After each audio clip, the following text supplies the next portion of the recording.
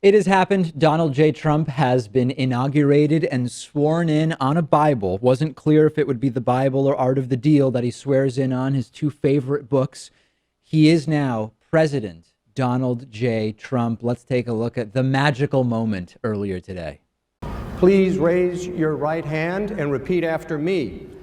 I, Donald John Trump, do solemnly swear I, Donald John Trump, do solemnly swear that I will faithfully execute that I will faithfully execute the office of President of the United States the office of President of the United States and will, to the best of my ability, to the best of my ability, preserve, protect, and defend preserve, protect, and defend the Constitution of the United States. the Constitution of the United States. So help me God. So help me God.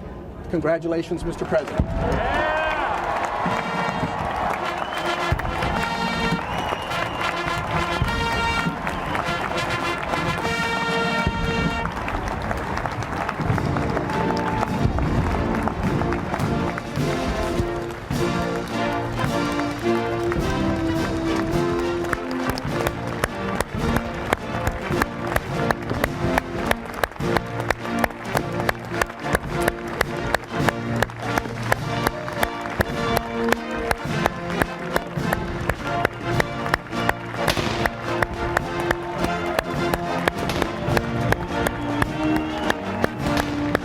So now it begins. He's the president now. He has a Republican House. He has a Republican Senate.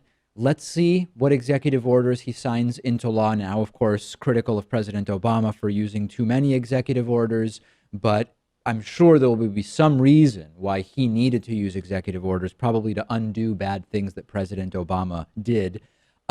Will he make America great again? And the funny thing about Make America Great Again is, in the next 4 years, if he wants to be reelected, he needs to make America greater enough that he justifies reelection, but not so great that the work is done, because you need to still be able to make the case that there is more greatness to make, I guess, in the following 4 years. And I already was mixing it up on Twitter. I'm on Twitter at @dpacman with some Trumpists. And I said to them, they said, we're ready now. He's the president. It's time to make America great again. And I asked, can any Trumpists or Trumpians, I'm kind of liking Trumpian more lately. Can any Trumpians tell me, when do you think the making great again of America will be noticeable? That's question one.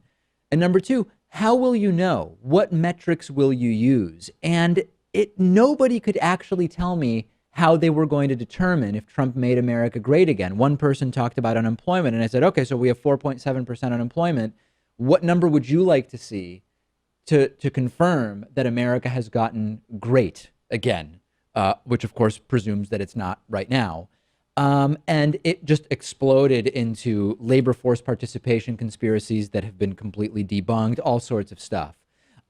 Stock market, what will you look at that? Will you look at wages? And the issue is, and what became abundantly clear based on the Trumpians, again, a group that was engaging with me on Twitter earlier today, is that the numbers don't matter, and they can't matter, because any measurable economic indicator right now is looking pretty good, particularly compared to the state in January of 2009, when now former President Barack Obama took over.